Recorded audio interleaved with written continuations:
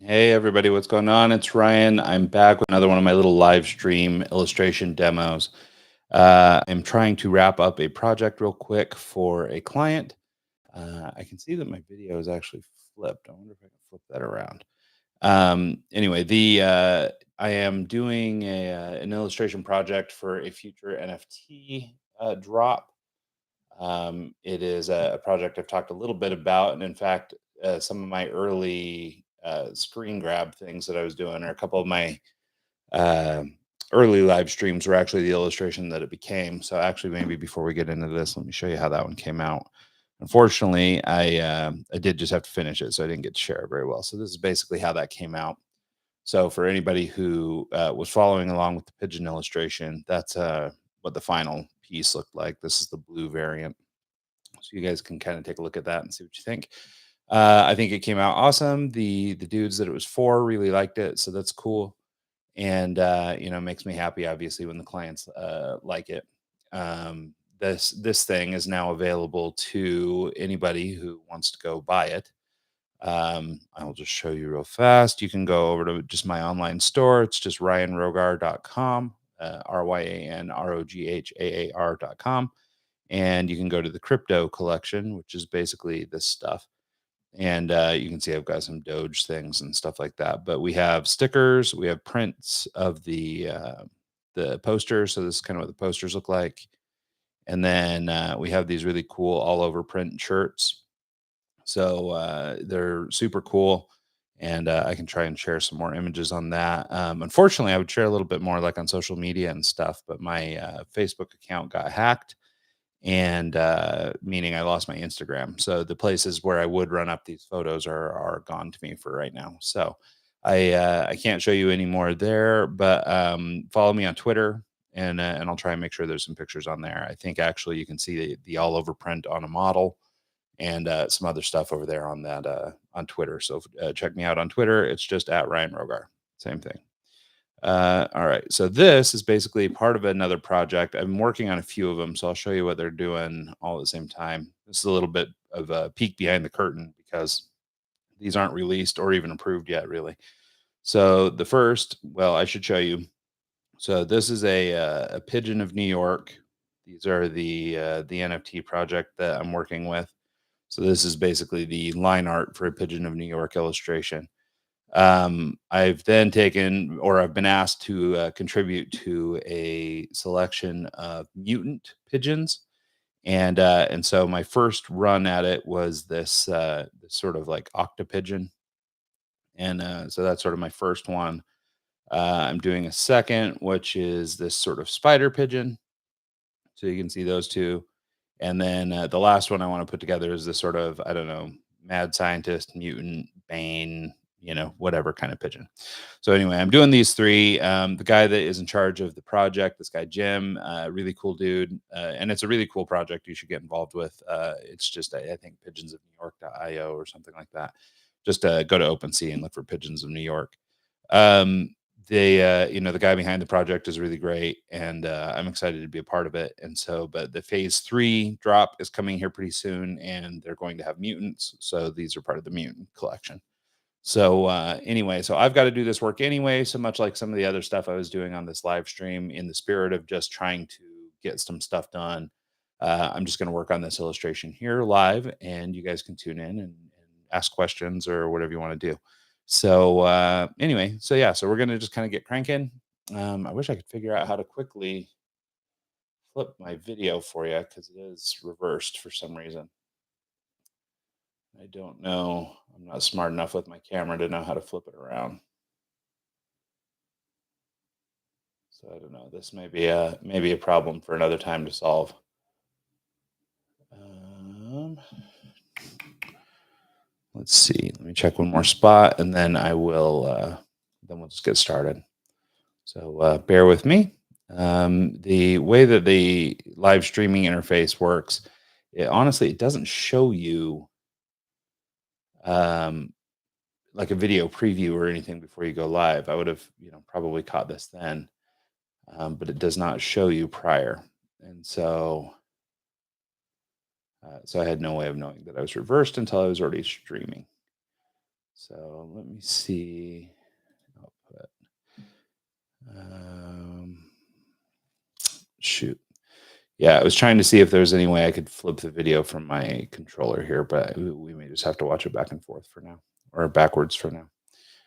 Um,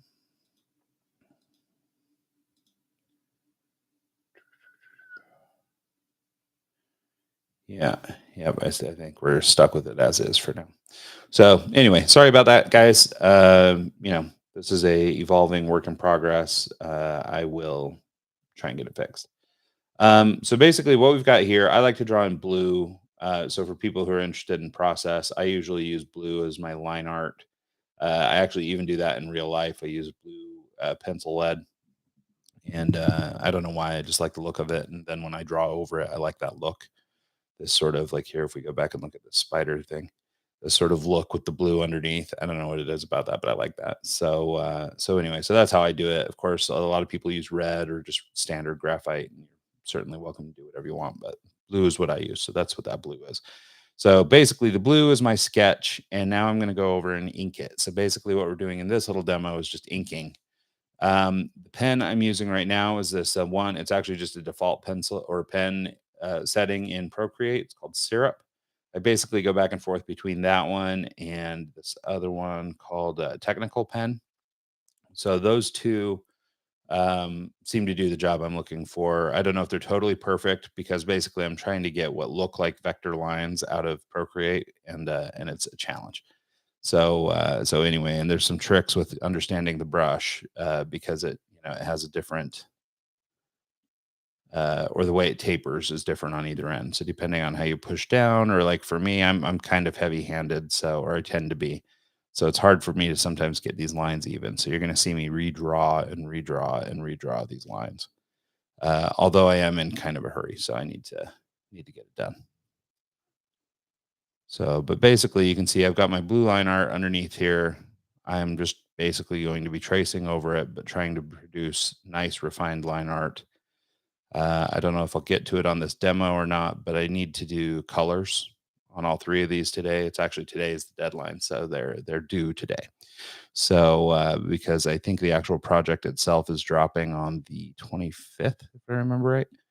And so yeah, so you'll have to watch Twitter and other places like that to see if you can get the inside track on the latest phase. I think it's phase 3 Pigeons of New York launch. What's really cool is so the guy behind the project basically asked myself and a couple of other artists to produce these one-off NFTs. So this is going to be, or whichever of the examples that I showed you, whichever of the ones that he chooses or decides he wants to go forward with, will become a one of one NFT, part of their phase 3 drop. And and I'm trying to figure out, maybe you guys can help me out here in the chat. Um, Basically, I am allowed to choose the utilities that come along with this. So for people who are not familiar with NFTs, I mean, there's a big variety of what you can do with an NFT, obviously, and so we have NFTs that are just basically art, and you have NFTs that have different utilities, and NFTs that some do nothing, some do lots, some do something in between. The pigeons have got some utilities that are sort of in development. It's a pretty young project, and it's still trying to build its community. But I can speak to another project that I'm a part of, which is called the Respected Rhinos, and I do have some surprise art coming for them here pretty quick, also, which I'm looking forward to dropping. But this little pigeon project took priority, so I'm trying to get this done first. But the Respected Rhinos happen to have a great utility model for their hang on one second. I'm going to try and refine the tip of this line to something a little pointier, so I'm using an eraser here to just try and get the shape that I want, uh, just in case you're wondering what's going on. Anyway, so with the Respected Rhinos, they do a number of different utilities. So when you get a rhino, or when you buy a rhino NFT, each of them have different kinds of traits, and there's, I think, 5,500 unique or individually generated NFTs that or make up their collection. So there's 5,500 and there will never be any more. And each one is unique and contains different traits. So for some of them, and I don't know, maybe I should just show you some of mine so that you can kind of visualize what we're talking about here. Um, I think I have a picture of one in my photos here. So yeah, these are basically what a respected rhino looks like. This kind of thing. That's a pigeon, pigeon in New York. But anyway, these are rhinos, right? And so they have different traits. And so the rhinos have, the watch characteristic is worth something. This VR thing is worth something. This type of horn is worth something. This knight's helmet is another thing, and the business suit he's wearing is another. This little crown thing he's got on is another. And so there's a number of different things they do, and based on the different character you have and the utility they have, they do different things. So like the watch, for example, for every rhino you have that holds a watch, every quarter they give away a Rolex or $15,000 in Ethereum, sort of, whatever the equivalent is. Anybody who knows watches knows that 15 grand is not enough to buy, a really high end Rolex, but I think just about anybody could be stoked on getting $15,000 worth of Ethereum, or even a low end Rolex for 15 grand. I think would make most people pretty happy. So it's a really cool utility, and they do that drawing, like I say, I think it's once a quarter. And so they're giving away 4 of those watches a year, or 4 of those payouts a year. And basically, as long as you hold your rhino, you are open to getting those things in perpetuity. They do other ones, like for example, if you have a rhino in a Hawaiian shirt. I don't have one of those, so I can't show you, but they have one that's in a Hawaiian shirt. And that one, I think it's a monthly or bi-monthly, or maybe it's quarterly also. It's a giveaway for a vacation for 2 or 3 people. And so you can take your family and go on a little vacation, and they cover airfare and hotels. So I think it's a $2,500 or $3,000 payout, something like that. So, and same thing, that's done every month or every couple months or whatever. And as long as you hold your rhinos, you are eligible to, be in that drawing. And so it's a really cool thing. I mean, it's a little bit like a lottery ticket, I suppose. But as far as NFT utilities go, um, they have some of the best I've seen. And, I mean, like the business suit, for example, is another one that they have.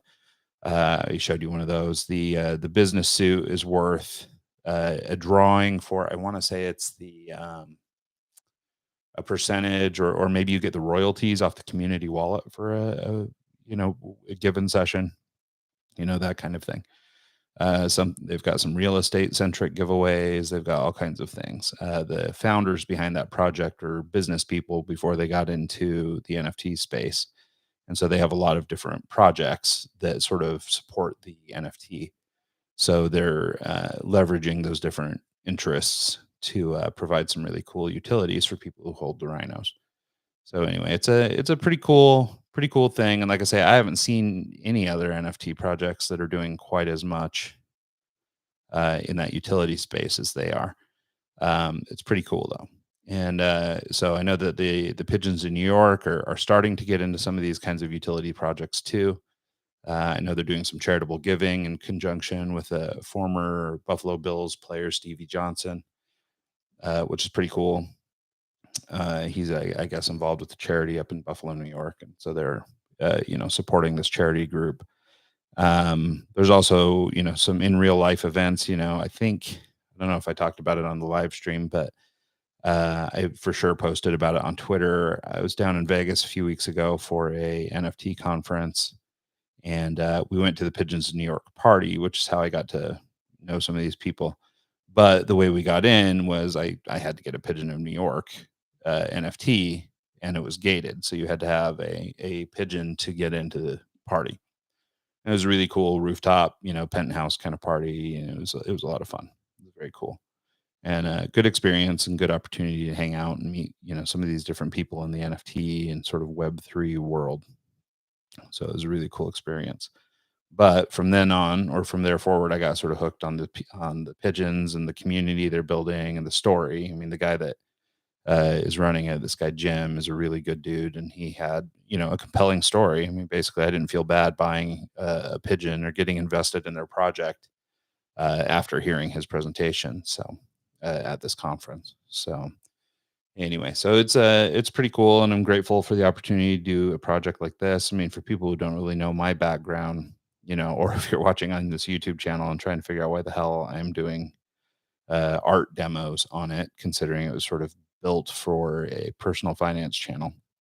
One of the things I'm working on, I've basically built a whole career as a advertising guy or as a guy that works in marketing, and I run a small agency of my own, and we do a lot of design work and uh, marketing things, and in our agency. And but I've always liked to draw. I've always been artistic myself, and but I've never really done anything with my art. It's always been uh, connected to the agency, or my reputation has always been sort of connected to the advertising world. And so I made a decision a couple years ago that I would sure like to do something with my art, even though I'm not totally sure what that means yet. And and just start doing some illustration. I thought these live streams would be fun as a way to sort of maybe teach people along the way. And since the premise of my YouTube channel, even though it's personal finance, is really about helping freelancers and gig workers make a living, I thought it might be useful to show people how to do some digital illustration. So anyway, but so the point is, I'm trying to establish a little bit of an art career, and in part that meant getting out there and putting out some artwork. And so I am doing this project in part, to, I mean, I guess it's sort of my first project as a illustrator that isn't like an advertising job. You know what I mean? Like I've obviously done a lot of design for or illustration and stuff like that for different ad projects and packaging and things like that. But to do something like this is kind of unique for me. So anyway, so I'm excited to do this, and hopefully Jim over the Pigeons is stoked on this too. I'm not particularly happy with the way this line is going. It's bothering me. So anyway, and I'm just kind of yapping too. So sorry for people tuning in who are just listening to me talk. Or actually, I mean, so far nobody's tuning in. So I guess this is just for me. But anybody who goes back and listens to the live stream, I'm sorry, I'm just yammering. A big part of the problem is the first of these live streams I did, I played music, which I enjoyed, and it was nice to be able to draw over top of music and really kind of make a nice vibe. But I immediately got a copyright strike from YouTube.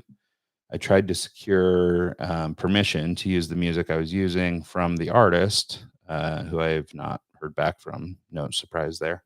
So yeah, so I'm unable to play that music. Maybe somebody in the audience or somebody listening has an idea how to be allowed to play music while I work. I would love to hear that. I know that there's such a thing as YouTube approved music. I just don't know how to play it while I work. I mean, I have ideas how I could add art, music afterwards, but what I'm really wanting to do is, listen to it while I work. And but I don't want the copyright strike because basically nobody gets to see the stream if I do that. So and again, it's not really about making any money or monetization, but when they do a copyright strike, you basically cannot monetize a video. So even though that is not the purpose of these demos, the channel itself was sort of put together, to hopefully build kind of an income stream. And unfortunately, I had to step away from it a little bit. Just got too busy with life and everything else, and it was difficult to keep up my schedule. I tried really hard to keep a 2 episode a week schedule on the YouTube channel, and just all the prep and all the writing time and all that became overwhelming. And so I would love to get back into it, and I would like to start doing more. And it's sort of a catch 22, right? Because I need viewers so that it can be monetized and make money. However, I need content to get viewers, and so it's kind of a two-way thing that unfortunately, if I can't do one, I can't get the other probably. So I'm hopeful maybe somebody will come across my content and tell a friend, and maybe the network could grow, or maybe these demos will be popular and people like them, and that'll drive some traffic. I don't know, but The idea is if I could actually start making some income off of my YouTube presence, then I could probably do it a little more regularly. I've worked really hard to try and come up with some ways to streamline the content production. And at the point I was, the last video I made, I was still doing basically everything myself. So I was writing the show and editing the show and doing everything on my own, um, which is fine. I mean, especially for a project that's just getting off the ground and basically just needs me to do the legwork on it. But it would sure be nice to, I don't know, be able to hire the editing done, for example. That would be a time saver. Or if I could, have somebody help me actually construct the show, and then I could, more or less present some information. But when I have to do all the research and I have to do all the production, it's it's a big ask, or it's a lot to do. I don't know why I'm struggling so bad on this line. I just kind of almost want to start over with it because it's like I can't get my line weights right. I can't. I'm struggling with this line. It's not doing what I want it to do. So I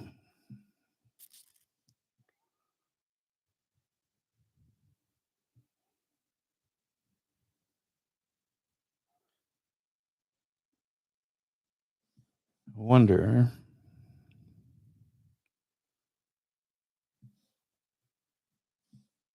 Oh, I see we have a somebody listening. If you're a friend and or family, welcome. I appreciate you tuning in. If you're new or you don't know who I am or whatever, I appreciate you taking a chance.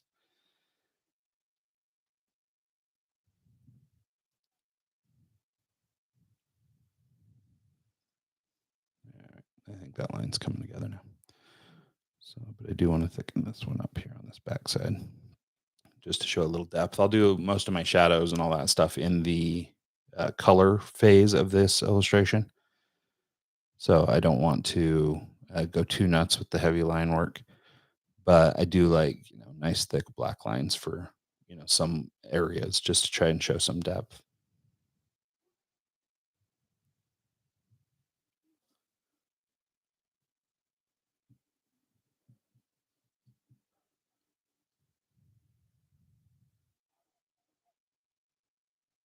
So I will say, even though I am using a default Procreate brush, this brush does kind of suck. If somebody knows a better inking brush, I'm open to ideas. Um, I like this one in how it flows and everything, but the shape of the tip is really weird. It's like kind of dynamic based on the way you're holding your pencil and stuff, and it creates trouble or when I'm trying to get certain things. And I'm using the same brush as an eraser, and so I'm having the same problems with the eraser as I'm having with the pen, which is that it's hard to get the good consistent line weight. They have another brush that I like better, or as well at least, but it doesn't have a hard edge on it. And I mean, I know how to draw, but I don't know how to totally master Procreate or make it do everything I want it to do. So I don't really know how to modify brushes to get what I'm looking for out of them. It's probably something I should spend a little bit more time on because it would sure be helpful in moments like this one, for example. Instead of having to redraw lines 40 times, just get a pen that works for you.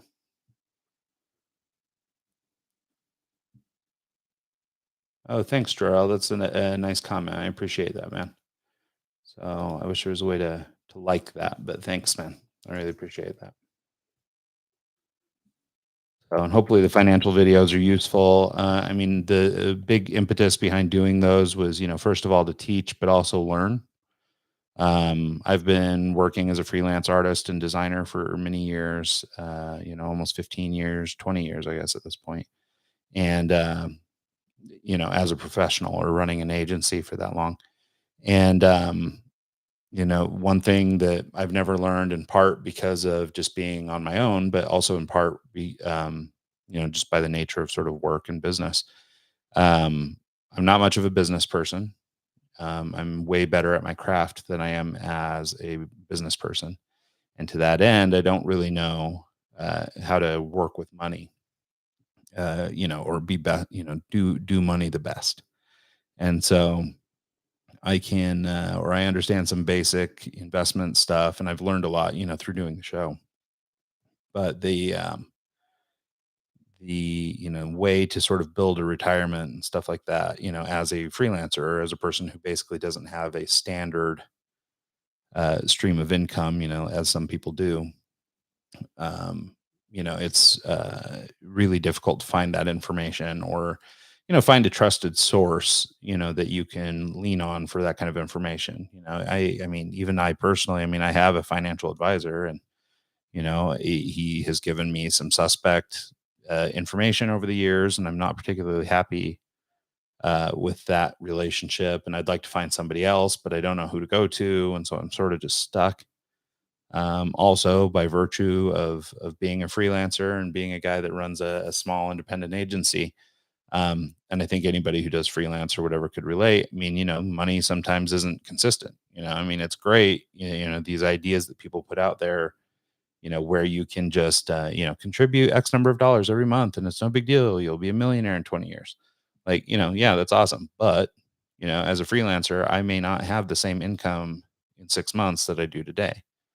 And just in a moment of transparency, I mean, I'll tell you, this year has been brutal for our business.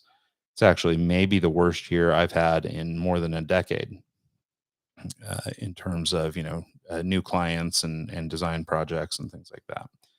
And luckily, it seems like we've just brokered a deal that I think will sort of turn things around for the rest of this year. So that's a big win. But it's been a slog this year. And so, and, as I mentioned, I mean, having to back off on the finance videos, I mean, that was a big part of it. I had to figure out, or use more of my time for finding work and doing work. And I don't have as much time for some of those things that I could do when I had more time.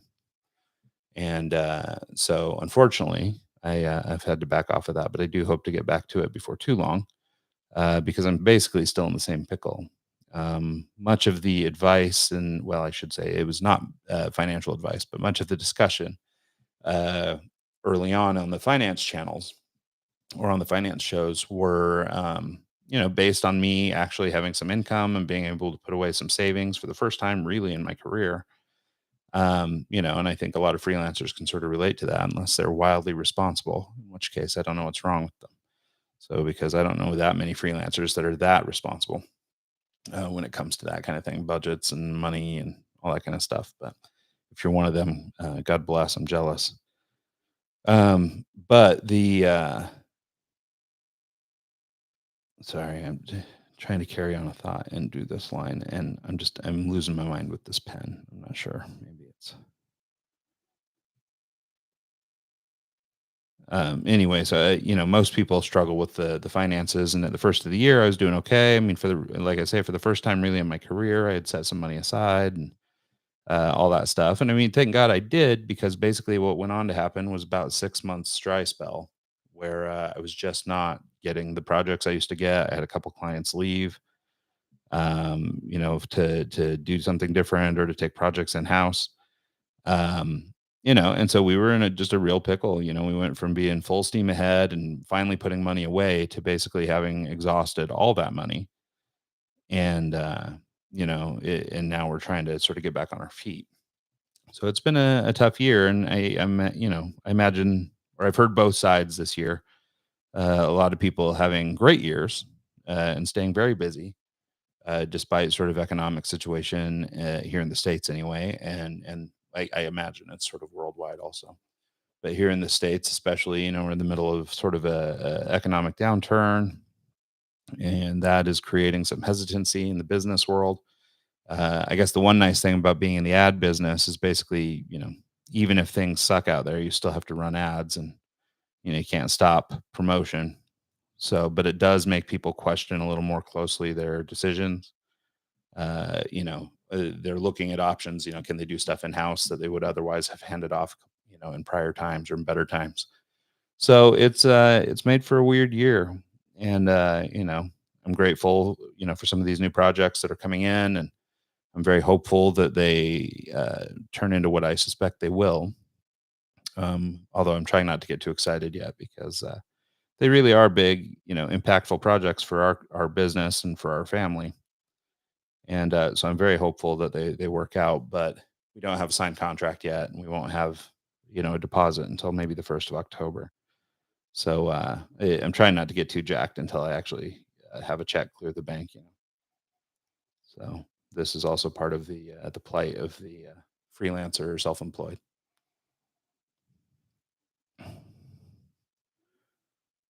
So for people watching or listening, for the illustration that I'm working on, I don't know if you caught it there a few minutes ago, but I actually reduced the size of my brush, and that seems to be giving me more control. I was complaining because I couldn't get what I wanted shape wise out of the brush, and that seems to be helping. So I guess when in doubt, well, I don't have a good rhyme for it, but when in doubt, shrink your pen, I guess. So, because that seems to be working. Of course, now I'm having to go extra layers to thicken up these lines, but that's okay. It's giving me a little more precision.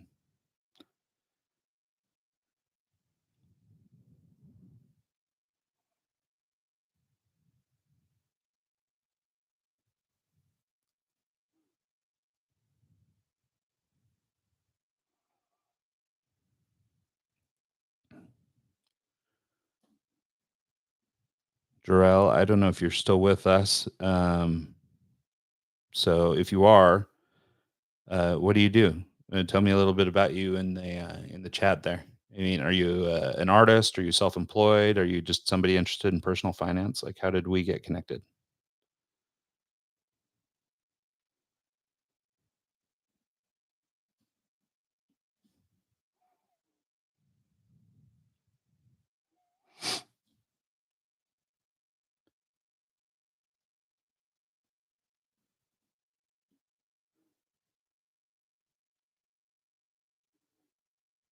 This little tube element is not coming out quite like I would like it to.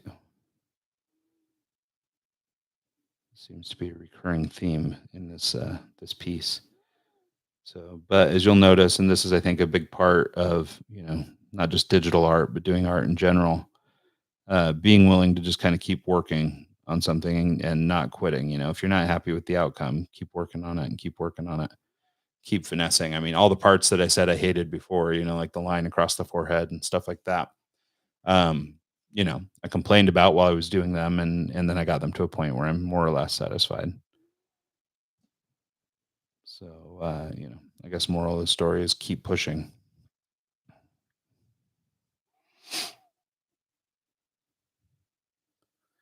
I'm concerned with this illustration. I've got a couple spots that have like kind of fine details, like this area here with like the little. I don't know how well you can see it on screen, but there's like some little buttons or lights there or something. I'm afraid of this brush's ability to translate something so small.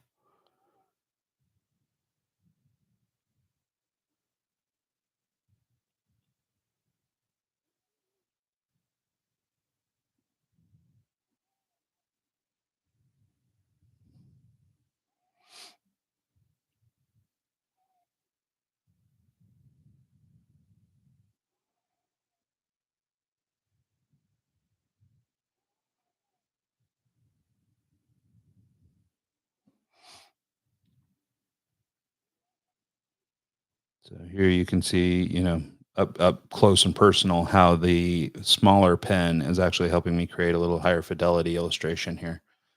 Actually, decrease the size of the eraser for the same reason, basically trying to get a little bit more detail in these brushes, and trying to keep sort of a balanced line weight. For me, it's not important that the that the line weight is just perfect, but it's it's better than nothing. And I don't mind. I think from a stylized perspective, I don't think it's bad to have the line weight vary a little bit. If I was doing a different style of illustration, maybe I would want something a little bit tighter for an illustration, but that doesn't look bad. Okay, Jarrell, I'm still in my early 20s, interested in personal finance, currently working. Dude, I'm so impressed that you are taking an interest in personal finance so young. I was young, immature, even well into my 30s, and I'm 42 now. well into my ripe old age of 40. Like, I mean, I'm still, trying to break bad habits that I started when I was young. And I've, got myself out of debt more than once.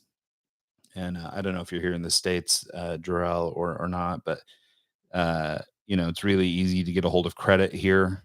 And so I started with credit cards when I was like 18 and had no business having a credit card yet. I still had one. And, spent a good part of my, 20s and stuff in credit card debt. And it just, it's been a cycle that sort of followed me throughout my life and, up to today even. And, I'm working really hard to get past that. But one of the things that I don't think, oh, hey, in Minnesota, nice. I've been out there a couple of times. Um, the we don't have a good system in this country for financial education for kids. At least when I was coming up and starting college and stuff like that. I mean, the credit card companies used to like sit on campus and they would just hook you up with a card like when you got there, like, oh yeah, no credit check, just come get a card, no big deal. And I can't tell you how much trouble I got into with those. And and I had, cool stuff and, motorcycles and cars and all kinds of crap because I was financed out the years. But as I've gotten older, I realized, well, that was pretty stupid. And, so I really wish I had taken an interest in finance much younger. I have a couple kids, and my oldest is 15, and so I've been working with him, especially through the process of doing those finance videos to try and um, help him develop a little bit of a plan. Put some money in an account so that he can basically take advantage of compounding. In my mind, I feel like I'm a little bit too old to really get much compounding done in my career, which basically means I need to try and generate more income. And maybe I'm wrong about that. Maybe I'm still trying to figure things out on the finance side. But I'm super impressed that you're getting going on that stuff so soon because it really is valuable, and it'll pay dividends in the future, literally and figuratively.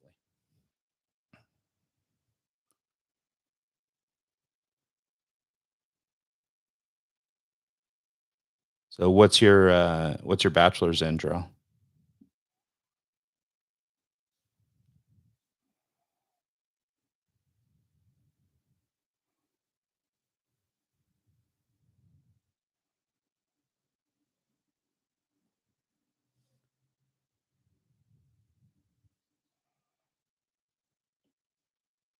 Sorry for people watching the illustration component of this video, not just listening to mine and Drill's conversation. The You'll notice that I flip the page around a lot, and I do that in real life when I draw. I'm constantly spinning the paper around and stuff like that, trying to get the right angle on stuff. And so in digital, it's no different. So sorry if it's making you dizzy. I'm hoping the way that I've got this displayed, where I've got sort of a split screen. If you watch the iPad itself or the sort of inlay, you can see the flips, but hopefully you can focus on the desktop surface or whatever, and that'll help you keep from getting dizzy. So, but yeah, no, I just I can, the way that I draw, I can do some lines better from different angles, and I think it's probably pretty common for most artists and digital artists to move their canvas around a lot, but I do. So sorry.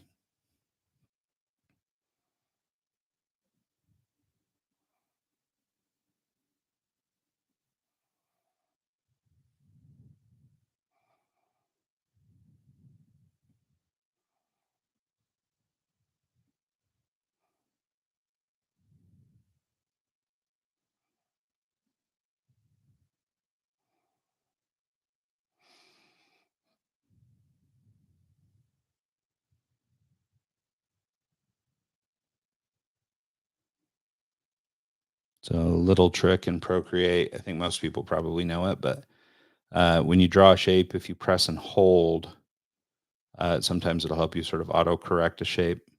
So, for example, if I want to draw a circle, if I just press and hold, it'll sort of snap into a more circular object, which can be very helpful. This brush is doing a kind of a weird angular circle instead of a nice round one, but you get the idea.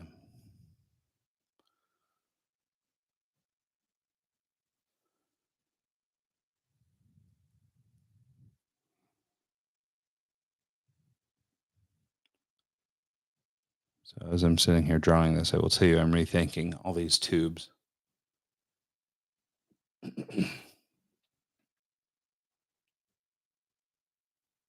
Nice. Yeah, no, Jarrell, I'm with you. I mean, it's funny.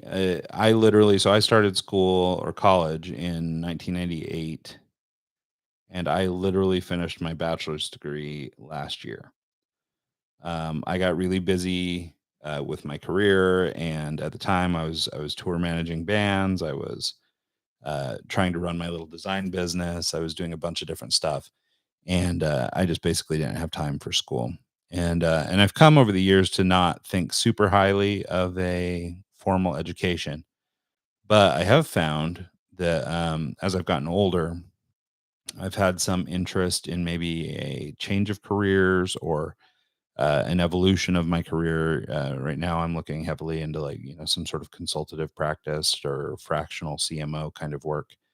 And so I went ahead last year and went back to school and finished my degree. I only had 18 credits left, and I had just let them sit forever. And so I went back and I finished up just literally a year ago. I guess finished a year ago in January. And so as much as I say that I don't know how important an education is, it is, I think, for some people very important. For me, I saw finishing that degree more as sort of a means to an end.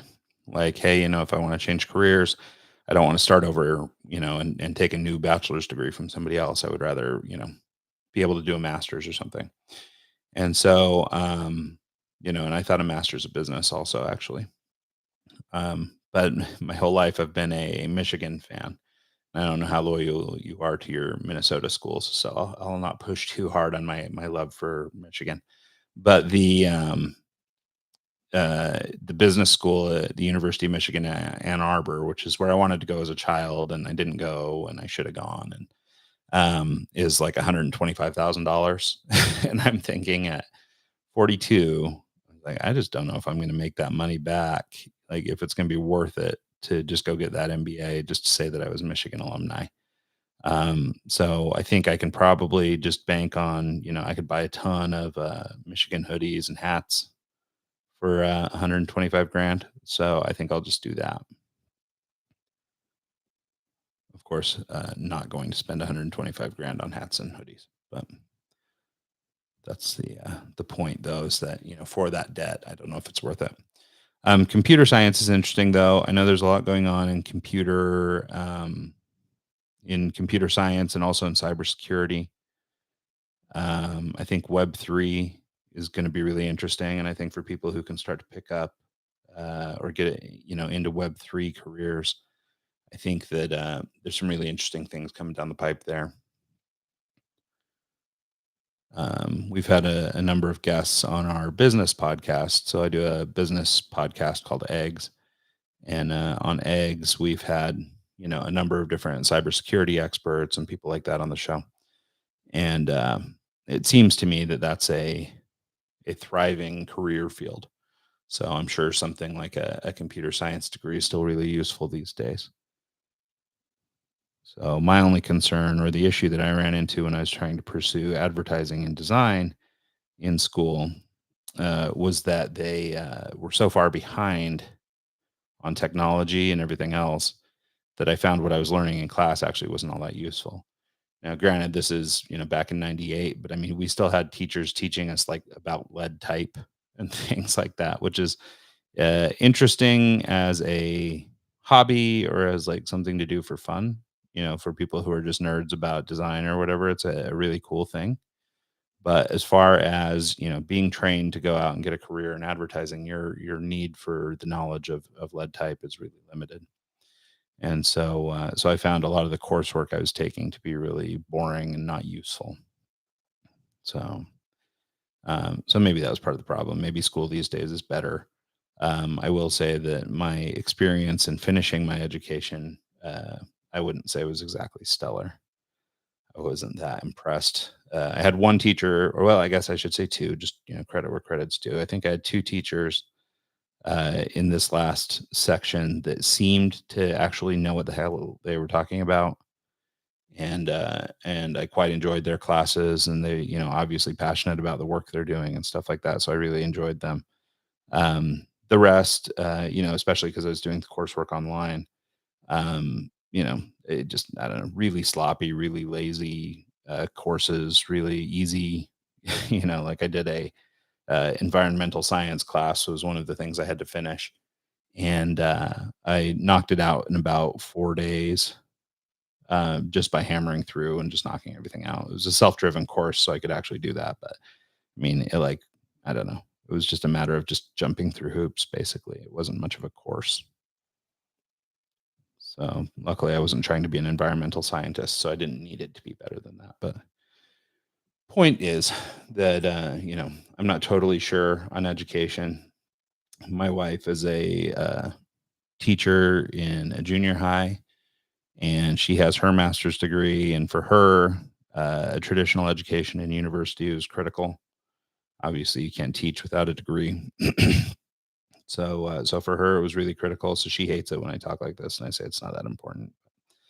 Um, and I think depending on your field, it's kind of that way, right? I mean, if you're going to be a surgeon or something, okay, fine, you have to go to school. Or if in your case, if you're doing computer science, if you need a good fundamental background in something, it's a good way to get it. So I'm a little bit spoiled because in my field, degree can, I guess, be useful, but really, I mean, a good like portfolio or a good book is actually probably more valuable, or at least in my opinion, in my hiring practice and stuff, that's much more valuable than the degree. So, but you know, design and advertising happens to be a field where you go in and you really show what you're capable of doing, and if what you do is what we need to sell, then yeah, then there's a spot for you, and it doesn't have that much to do with your degree. I mean, I've basically built my entire career without having my degree, even though I've now finished it. So, but as you mentioned in your comment, you say, college is kind of a trap for debt, and it is.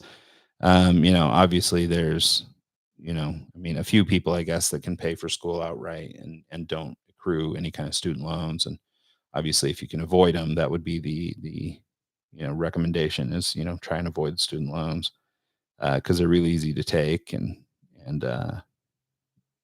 it's nice to sometimes get that free money or have a little bit of money to live on while you're working or going to school.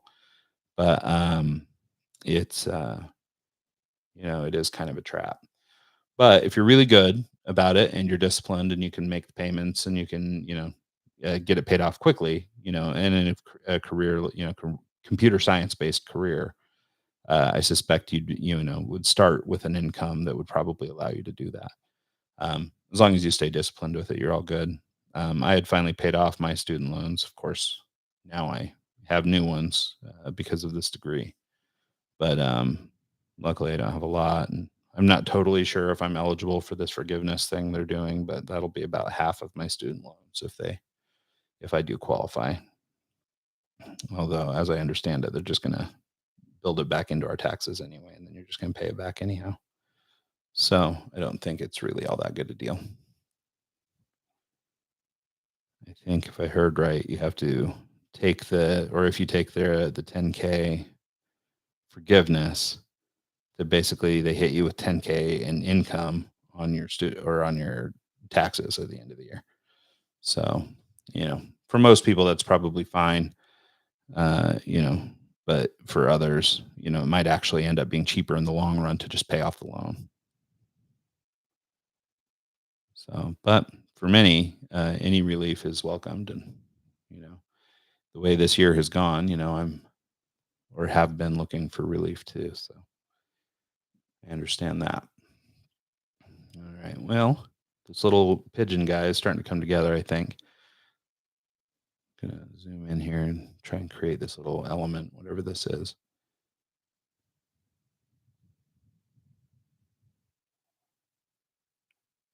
can see as I'm creating these circles with this pen or this, digital pen, that it's much more capable of producing a perfectly circular shape than my other one. And so for that, it's perfect. The only complaint I have about this particular pen that I'm using is it's got kind of a soft edge. I don't know how well you can see it. And I'm actually just making a calculation that when this pigeon is reproduced, it will be done so at a small enough size that this kind of soft edge will go away. Um, that's what I'm hoping for anyway, because I can zoom in here and show you, but you can see the edge over here versus the edge over here, right? You got a nice hard edge versus a soft edge over here. And so when you zoom out to here, though, you can't really tell the difference. And so that's kind of what I'm banking on. If I was smarter and knew how to adjust the pens, or if I took the time to learn it, I could probably figure out how to get rid of that soft edge. And maybe one of these days we'll have a big audience listening and somebody could give me pointers while we're going, because that would be useful.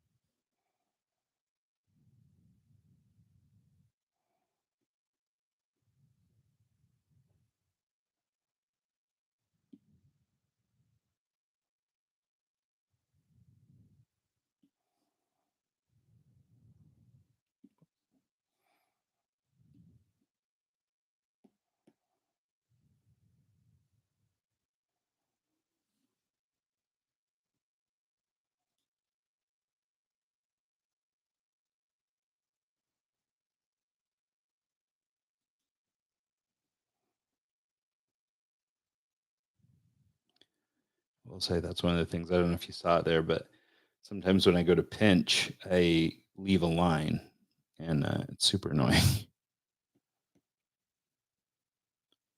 'Cause a lot of times I won't find those lines until later. So I'll go back to polish up a drawing or finish something up, and then I'll find that I've drawn lines all over the place. Super obnoxious.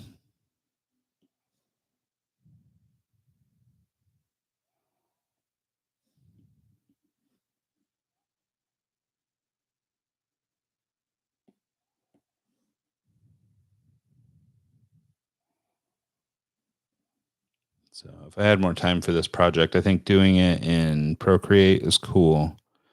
I think it would have been really cool as vector-based artwork. So it would be cool to recreate this in Illustrator at some point. I'm doing a lot of drawing these days, trying to get these like different homage pieces to these different NFTs done, and so I'm trying to do them all, in standard artwork like this. So I'm not really taking the time to go back and create vector pieces for them, but it would be fun to do sometime.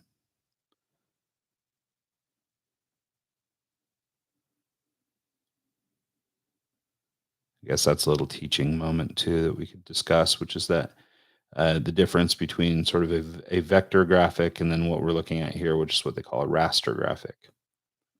So a raster graphic is made up of pixels. So when you zoom really close, you can see sort of pixelation around the lines. And if you were to look at your computer screen, for example, you can see the pixels.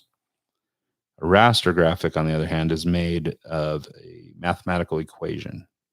And so they're infinitely scalable. They can be as big or as little as you want. They'll never lose quality and that sort of thing, because basically the math is scalable.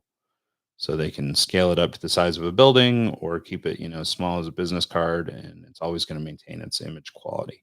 So vector images are really cool for that, because raster graphics, if you don't have good resolution or whatever, they will become pixelated.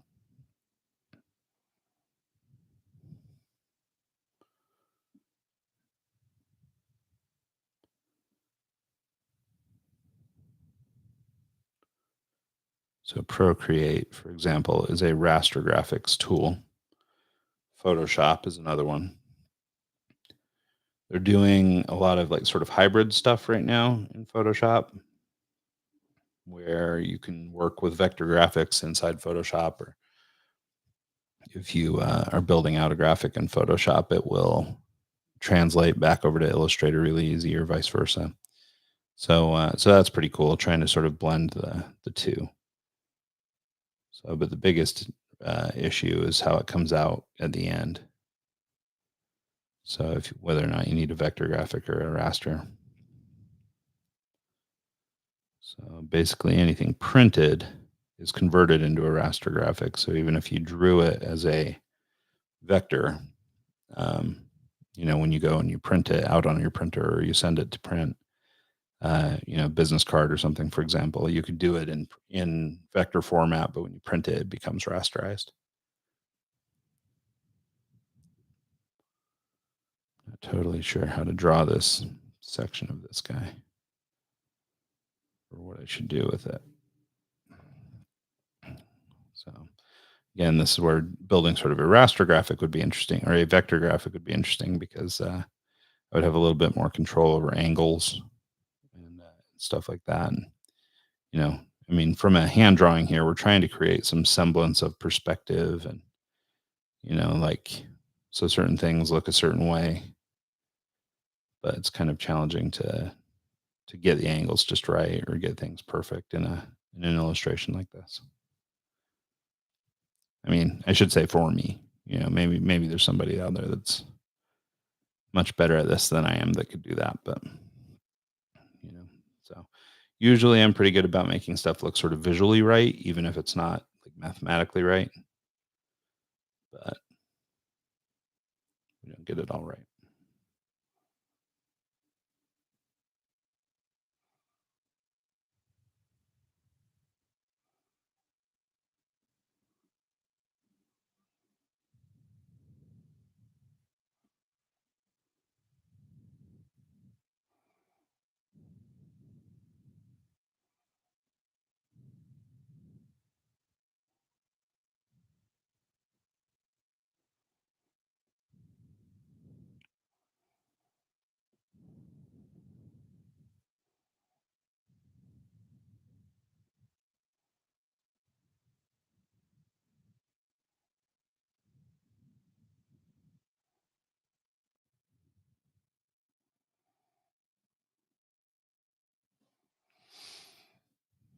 So you can see one thing I'm doing here to try and, I guess, sort of fake this, right, is I'm trying to use line weight and shadow to try and make it look, or, give off the idea that this is maybe sort of a rubber sleeve around this little bird's neck that, has some dimension to it. And so I'm using just these big, bold black shapes to try to, almost compensate for the fact that it's not going to look sort of high quality or photorealistic, right? It's just cartoon. And so how do we contend with, trying to make something look kind of real, but at the same time do it in a cartoony way? And so some of that is just sort of interpretation and experience, drawing different things over the years. And that's kind of where we're at on this one. It's just trying to make this up. And part of it's just winging it, to be totally honest. I mean, I've never drawn a pigeon with a rubber thing around his neck or whatever, this sort of sci-fi drawing. Like, this isn't my genre. So it's not something I have a lot of experience with. But um, when you're cartooning, you can, sort of try stuff out and see if it works or doesn't. And so much of art is just that. It's just, trying stuff. It's not always going to work, and some of it'll look better than others, or maybe it'll be convincing, maybe it won't. So there's a little bit of a balancing act there. So, but part of it is just really being willing to just try, and just give it a go, and then experiment, see what you like, see what you don't. But it seems to me that so much of, doing art or cartooning, or, whatever your discipline is, so much of it is about just getting out and just trying, and then learning from your errors or your experience, what works, what doesn't.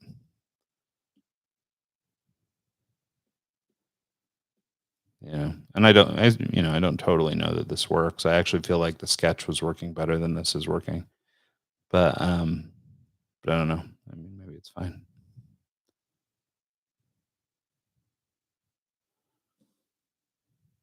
So that same press and hold in Procreate that'll create a circle will also create just other geometric shapes and lines if you are drawing lines. Oh, looks like we lost Jarrell.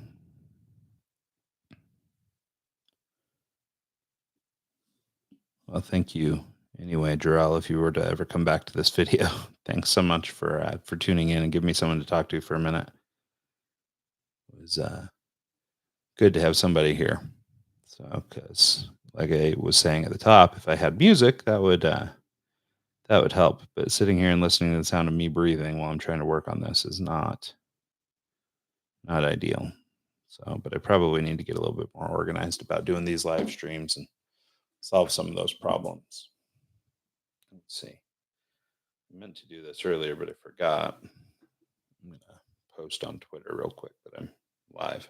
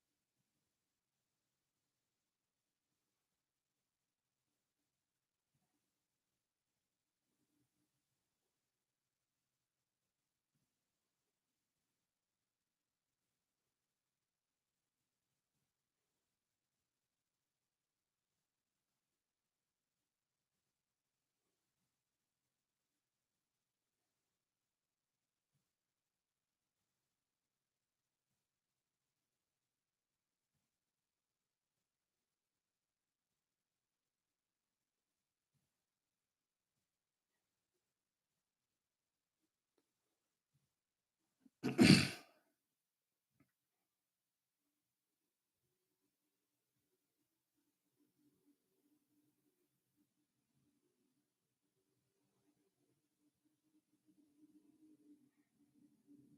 right, cool.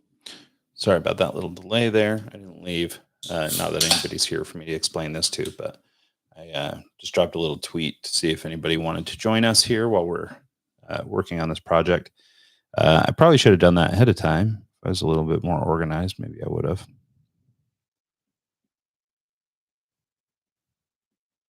So I need to be better about that, though, and sort of invite people to this. It was really cool of Jarrell to come on, even though it sounds like he just sort of joined me on my personal finance journey. Really cool of him to stick with us for a little bit while we're drawing here, and hopefully learn something, although he may or may not care. So, but I do appreciate him interacting and coming on and visiting for a minute. Cool to connect. So we have already been going an hour. Um, probably. Well, I guess unfortunately, I'm kind of in a pickle. Like I have other stuff I need to work on, but I do need to keep going on these drawings. They're due out today, so I've got to get some colors going on them here pretty quick and that kind of thing. And so So I need to get that done and get going on some stuff. So it's hard because I need to use my day for other stuff, but this has got to get done. And so I might as well be live streaming it while I'm doing it. But I don't know if we need a 4 hour live stream. You know what I mean? So also I will have to take a break and get some emails sent, and I've got some client work I need to work on today too. So I only have a couple days this week. We have some family coming into town later this week, and that's going to affect work to some degree. Um, we also have a exciting podcast guest this Wednesday. Um, probably, I guess I can mention who it is. It's a guy. His name's Ryan Nadell, I think is how you say it. Niddel. He's seems to be sort of a business influencer, personal finance kind of guy, media personality, that sort of thing. And anyway, so I'm really excited to have that conversation. Unfortunately, we could only squeeze the one show in, or tape one show on this Wednesday. Normally, we do 2 shows a week, um, but I've only got time to do the one because of the family coming to town. But I really am looking forward to talking to Ryan and looking forward to sharing it with whoever is listening, and we'll catch it. Should be a really good conversation. It's probably about a month from dropping on the actual Eggs channel or Eggs show. But if you cruise over there and get subscribed, you'll get a little ping when it comes out. So we've also had just some other really amazing guests on recently. We had a woman on the other day, Stacy Smith, talking about basically new forms of hydrogen technology, which may sound kind of dorky or nerdy, but it's really cool. Basically what they're going to be able to do, or are already kind of doing, in terms of using hydrogen as an alternative fuel. I mean, we focus a lot of energy in our news and politics on electric cars and things like that, but there's a lot of really interesting things going on in alternative fuel space. And even if it's not, hydrogen powered cars down the road, the things they can power with this stuff that basically produces no real, uh, or I should say, no pollution anyway. I mean, it creates, water basically for output. Um, is really cool. It's interesting stuff, and I think it could be revolutionary.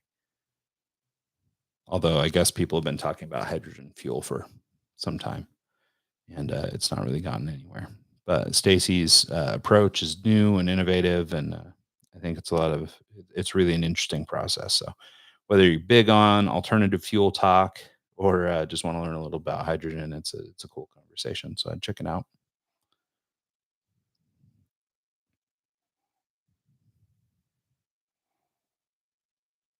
So yeah, we've had a number of really great guests lately. And it seems like it just gets better and better every week. We have so many great people. This week's show was a guy named Alejandro Sita. He's the president of Prosperity Lending, which is a home lender. But he spent a lot of time talking about just personal finance, wealth building, how to do things the right way when you're buying a house. The real effect of mortgage or of interest rate increases and things like that are happening here in the States right now.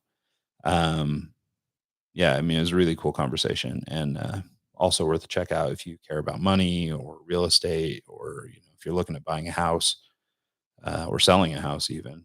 It's an interesting conversation.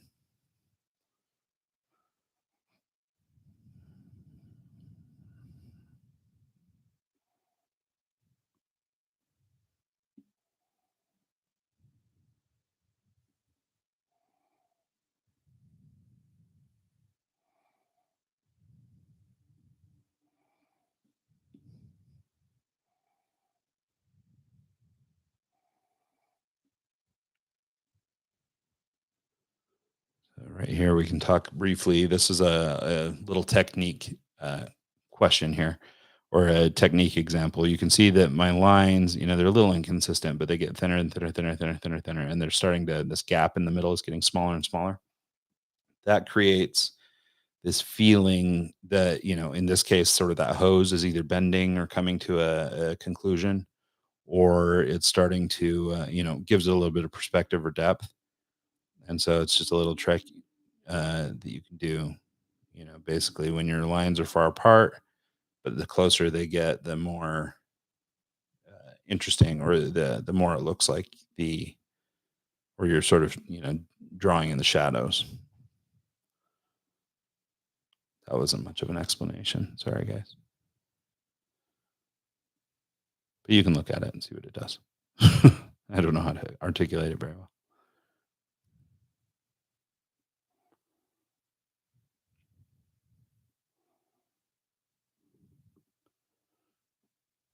All right.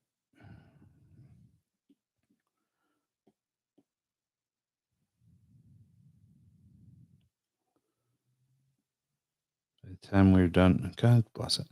By the time we're done with all the drawing today, I'm going to be exhausted.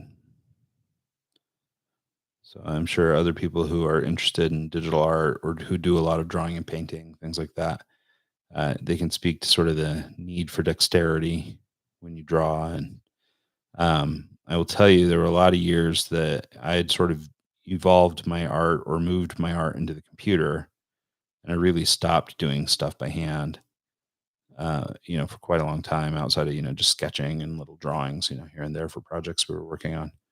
And I know I've noticed a major decline in my sort of dexterity and how long I can draw before my wrists start killing me, everything else. So it's a challenge, and it's just like, I guess, any muscle, right? I mean, you have to keep working it to keep it in shape. And I find that my dexterity is not what it once was.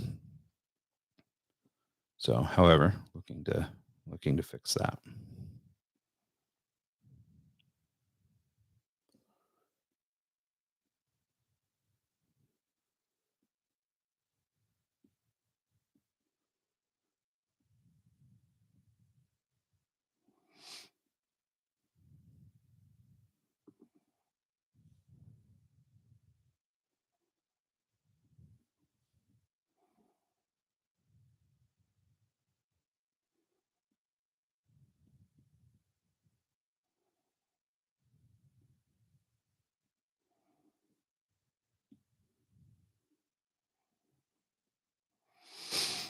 Mhm.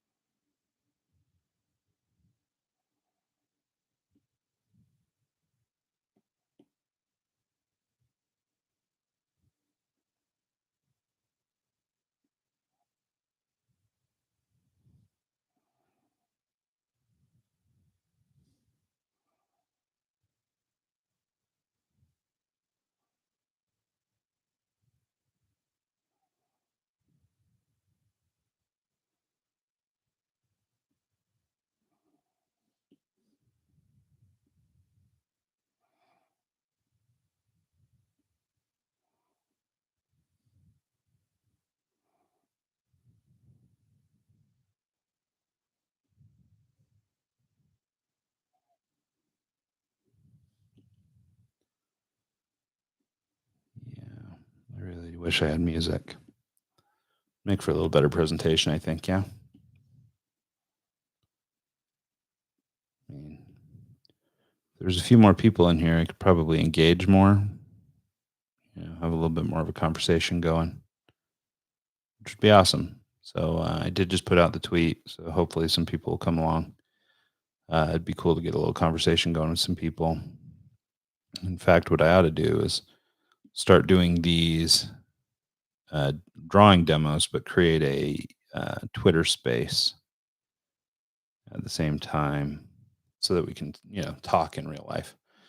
Yeah, I mean, it's all fun, fun and everything, sit and listen to me. But if we had a Twitter space going at the same time, it might be interesting.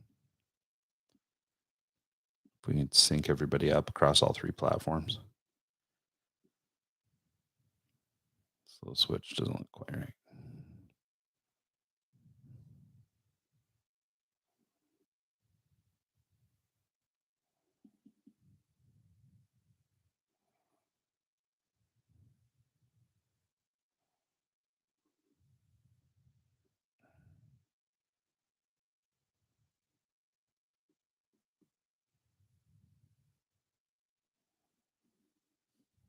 I guess it's all right.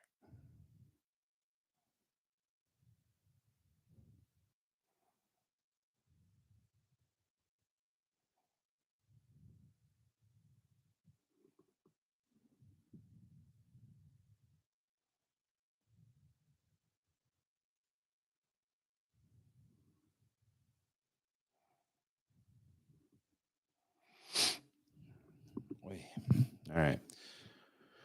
Let's see. So we're making good progress on this thing. Basically, for anybody who's stuck with us, well, actually, no, nobody is stuck with us this entire time.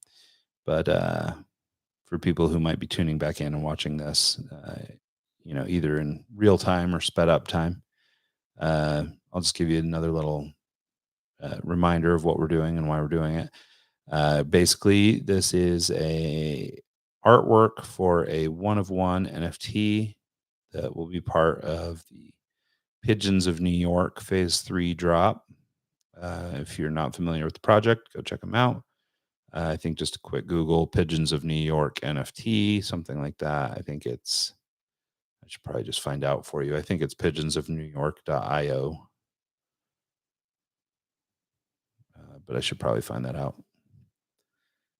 Um, really cool project. These are some people that we met in Vegas a few weeks ago. We were down there for a NFT and metaverse convention, a Web3 and metaverse convention.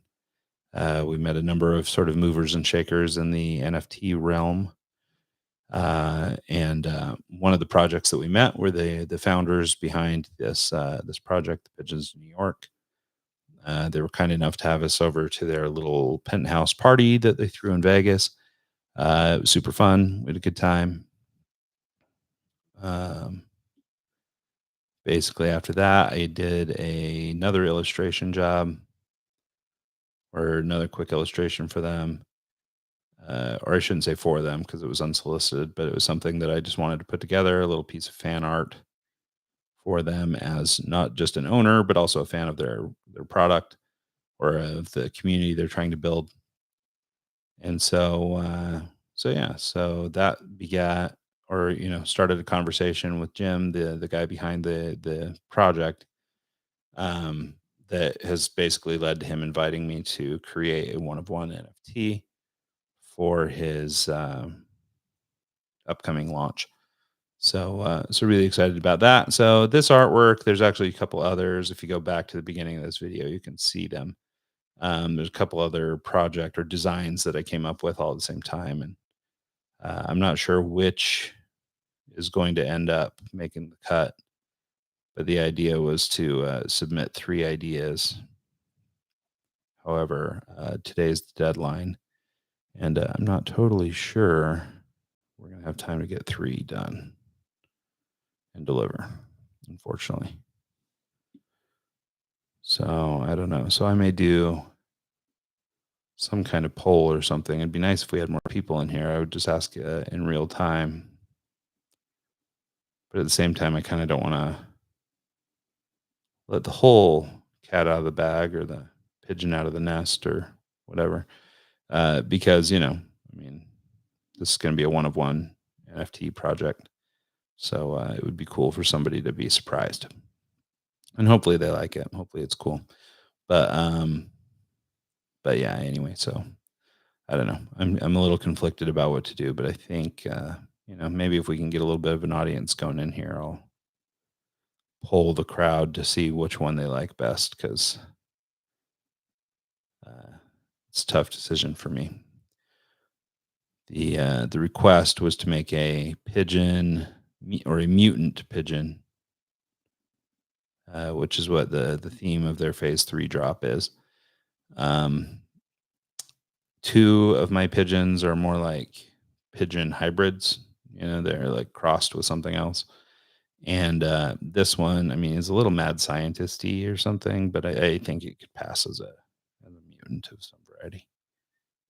So that's kind of where I'm at. So I've got this guy that I think is pretty cool, and then I've got these other two that I really like. But all three are just kind of in this kind of line work form, and they're not quite ready for colors. Well, I guess I should say they are ready for colors, but they're not done. So I can't. I don't want to send them on just yet. So, but yeah, I don't know. So I may put together a little Twitter poll or something. See if I can get a little bit of engagement.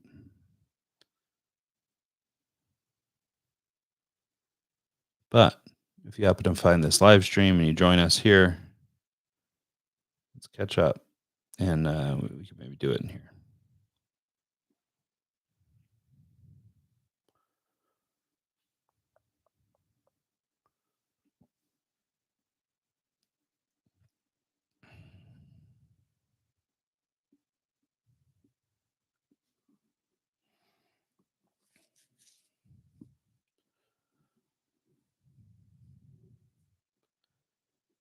So I don't know if you guys saw it pop up. I just got a 10% warning on my battery power here. Unfortunately, actually, wait a minute. Yeah, I think I can plug in power to this thing actually. I was going to say I can't do both power and video at the same time, but I think I actually can. I think my little dongle will allow that. Um, I'll fish out another cable to do it, but I may take a breather after that and then work on a couple other things. I've got to send out some emails. People on my email list, you guys have had access to the original Pigeons of New York homage piece for a week now. That artwork is now going to be available to the public. Um, being on my email list is cool. You guys get there's a discount code. So anybody who's on the list gets, a nice fat discount. In fact, on the Pigeons of New York stuff, I think it's 30%. And actually what's really cool is, as I mentioned, the Pigeons of New York homage artwork, um, thanks to the generosity of Jim over at Pigeons of New York, he's offered 25 whitelist spots, which basically give you first dibs to the phase 3 collection, which could or will include some illustration that I've done. So it's a cool thing that he's doing, basically giving early access to people who purchase our Pigeons of New York homage artwork. You can either buy it in a print form, something to hang on your wall, or you can buy it in. We have a couple T-shirts, which are actually really cool. By the way, they are like a full all over print, so the entire shirt is printed with the big graphic and all that. I've actually never done one like that before, so hopefully they're well received when the general public gets to see them today. So those are cool. The prints came out really nice. They're beautiful 18 by 24 prints. Gosh bless. And so those are beautiful. We've got both the pink and a blue variation or variant of the art. So it's really cool. So whatever your color scheme is, you can sort of mix and match, pick the pinks or the blues. But it's pretty sick. I'm very happy with how the illustration came out. I don't think I'm quite ready to announce the next homage piece outside of to mention the project. I'm happy to say that it's for the Respected Rhinos Club. which is another NFT project that I do belong to.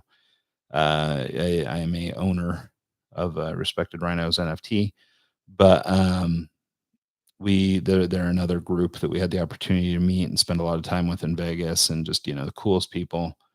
Their project has some really cool NFT or utilities, excuse me, and so I think they're definitely worth a check out. If you're into NFTs at all, basically just owning a Rhino gives you almost like a perpetual lottery ticket for about 40 different utilities. 40 might be a little exaggerated, but like a lot. There's still a lot. And up to, I mean, including free watches, $15,000 Rolexes, uh, uh, dividends off of real estate holdings, dividends off of e-commerce holdings. And there's all kinds of stuff, vacations, sports tickets. Really, the amount of utility that you get out of a Respected Rhino NFT is totally unique in the space, as best as I can tell. There are plenty of projects that have utility of some variety, but the breadth of their project is really cool and really broad reaching. And so you have a lot of opportunities to win money, trips, all kinds of things. I think there's only about 500 holders, so and not everybody has the traits for the particular things. So like, let's say for example, you're into, or you get a Rhino with a Hawaiian shirt. I don't know exactly how many Hawaiian shirts there are in the collection, but they have 555 or 5,500 NFTs in total, but only some small percentage of those have Hawaiian shirts, right? So if you get one with a Hawaiian shirt on it, then that opens you up to I think it's a it must be quarterly or maybe monthly drawing for a vacation, basically a $3,000 value, airfare and hotels to a destination. And so that's pretty slick. And basically you're in that contest, basically forever, until you win. And honestly, I don't even know if they pull you out if you do win. But basically by holding that Rhino in perpetuity, you know, eventually odds are pretty good you're going to win something. And so, or you're going to, receive some sort of form of utility.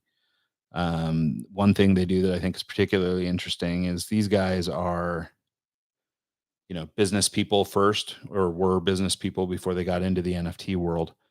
And so they, have a lot of holdings and a lot of expertise and knowledge on all kinds of different things, including e-commerce and real estate and, like rental properties and all these different things, right?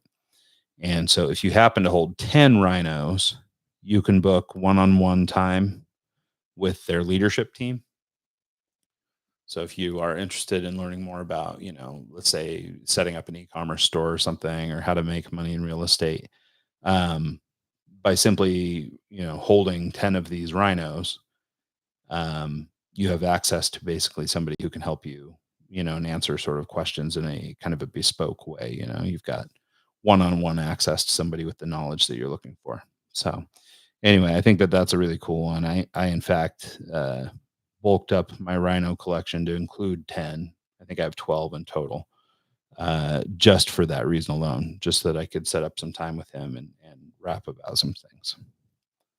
I've got a couple of NFT projects of my own that I would like to build out, and I have one that's presently available, and it's called the bioluminescent Cthulhu Gophers, and it's just a sort of an art experiment, really, in AI, and seeing what AI artwork is capable of producing and all this. So we built this cool AI NFT. It's 100 pieces. Each one is a one of one. We've sold a couple, um, but they're very cool and pretty cute, fuzzy little, well, not fuzzy, but glowy and gooey little dudes. And they're cool. They're fun. And ideally, if we can start moving some product, we'll build out the community around it. The other part of my grand experiment in doing this NFT project was, trying to build a community around it. I've been learning a lot in trying to build the Discord for it, or for the project, so that holders can get together and talk and visit. Um, I don't know for sure if anybody's going to want to use it or not, but um, either way, I think it's valuable information to learn how to build those things. So I am building a Discord for the BCG, as we call them, and you know, hopefully that'll be useful one day. So, additionally, the first holder or the first buyer of a BCG is of Puerto Rican descent, and it just turns out that the bioluminescent bay that's been famous on TikTok and places like that is in Puerto Rico, and so I think we're going to create sort of a charity fund or something for holders, so that we can take some portion of the sales proceeds and move it to take care of these critters in bioluminescent bay. So kind of cool. I see somebody's joined us. Thank you. Thank you for coming. I think we're starting to get to the end of this, but basically what we're doing is we're basically digitally inking a sketch for a NFT project that I'm affiliated with. And so we're trying to, not just show how it works, but teach some people how to do illustration in Procreate.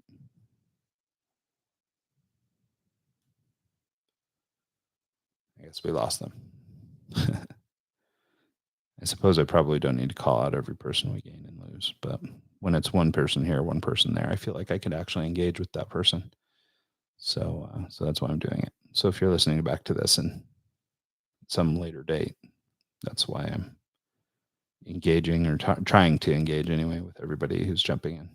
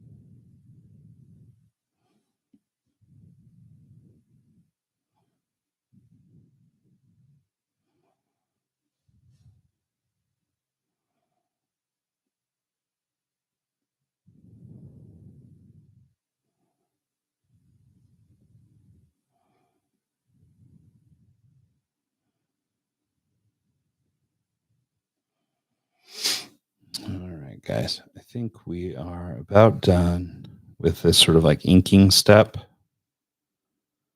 I think my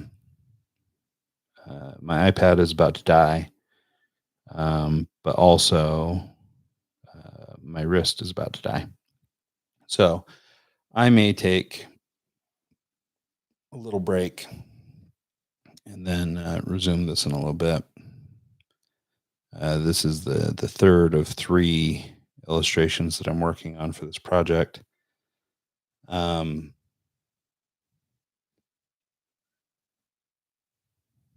The deadline, though, for this job or this project is today, and so I've got to get something completed.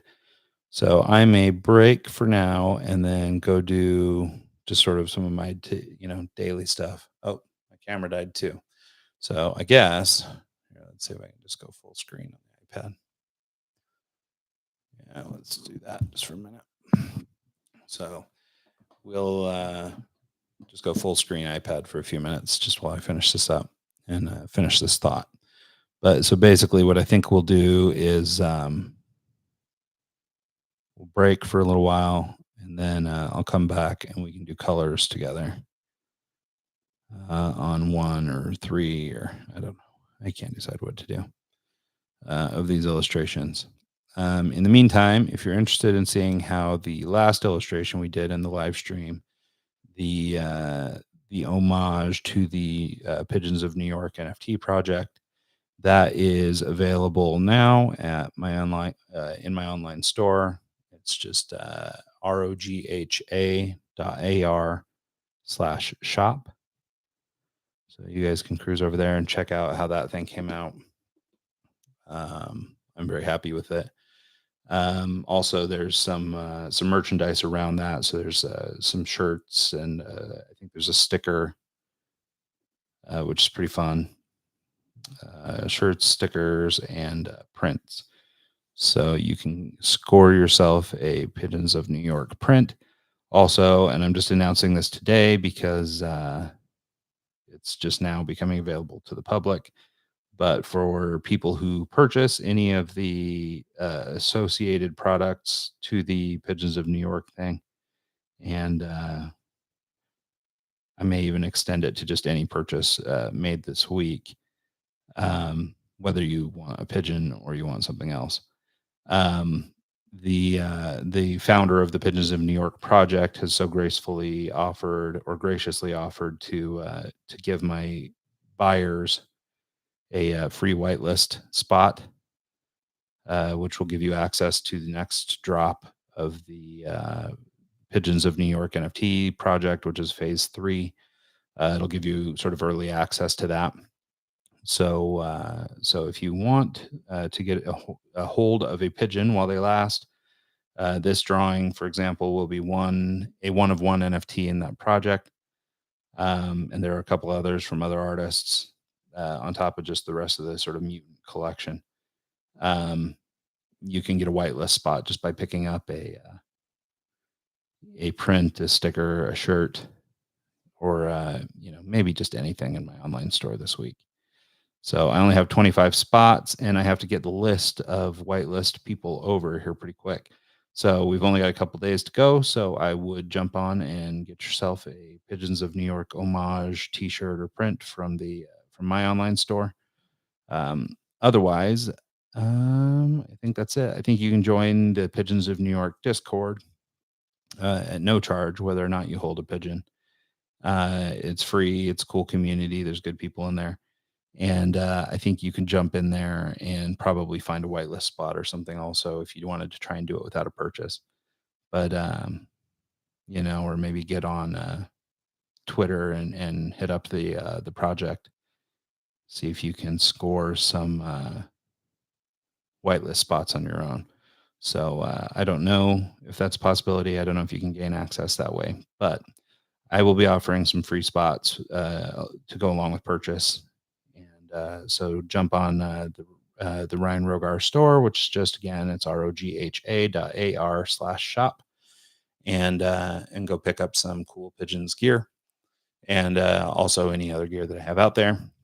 I think I'm going to pause here because my iPad's about to croak, and I think my voice is about to go too. We've been going an hour and a half. So thanks so much to everybody who tuned in this time, and we'll do it again. So thanks, and hit me up on Twitter at Ryan Rogar if you have any questions, or if you want to learn more, or if you want me to work on a specific kind of project or something, we can talk about it. And that'll be that. So thanks to everybody who tuned in, and I'll probably be back a little later to do colors. Take care.